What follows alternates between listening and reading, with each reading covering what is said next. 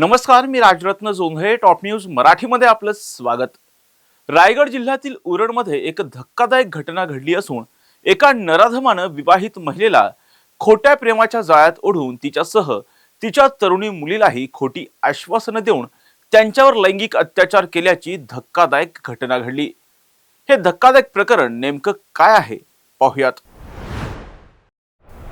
रायगड जिल्ह्यातील उरण जवळच्या शेरघर गावात घडलेली ही घटना कोणाच्याही अंगावर काटा आणणारी आहे. उरण जवळ शेरघर नावाचं गाव आहे.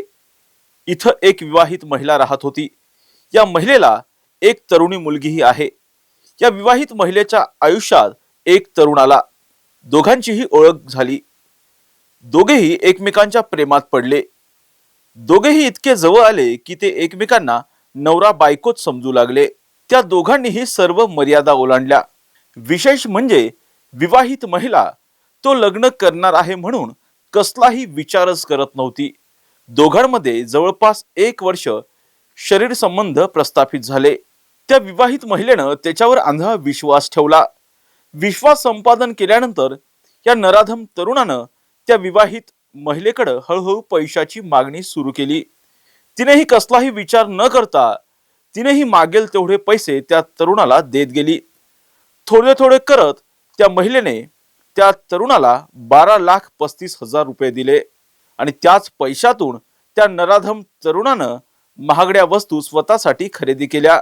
त्याचं एवढ्यावर भागत नव्हतं. त्याची नजर आता त्या विवाहित महिलेच्या तरुणी मुलीवर पडली. त्याने मग तिलाही आपल्या खोट्या प्रेमाच्या जाळ्यात ओढलं. त्यानंतर तिच्यावरही लैंगिक अत्याचार केले. आधी त्याने त्या विवाहित महिलेसोबत शरीर संबंध प्रस्थापित केले आणि त्यानंतर त्याने तिच्या मुलीसोबतही शारीरिक संबंध प्रस्थापित केले. नराधम आरोपीनं नोव्हेंबर 2024 ते नोव्हेंबर 2025 पर्यंत पीडितेच्या घरी जाऊन हे कृत्य केलं. त्यानंतर ही महिला सारखी लग्नासाठी या तरुणाकडे तगादा लावू लागली. त्यामुळे आता आपली चोरी पकडली जाणार हे या तरुणाच्या लक्षात आलं आणि त्यानंतर त्याने या दोघींनाही जीवे मारण्याची धमकी दिली. त्यामुळे या दोघीही प्रचंड घाबरून गेल्या. आपल्या दोघींचीही फसवणूक झाली हे त्यांच्या लक्षात आलं. आपल्या मुलीसोबतही फसवणूक झाली हे या महिलेच्या लक्षात आल्यानंतर ही महिला पूर्णपणे हादरून गेली आणि शेवटी या दोघींनी हिंमत दाखवून या नराधम आरोपी विरोधात तक्रार दाखल केली. हे संपूर्ण प्रकरण ऐकल्यानंतर पोलीसही अवाक झाले. सदर घटनेचं गांभीर्य ओळखून पोलिसांनी तातडीनं या आरोपीला अटक केली असून त्याच्यावरती गुन्हाही दाखल करण्यात आलाय.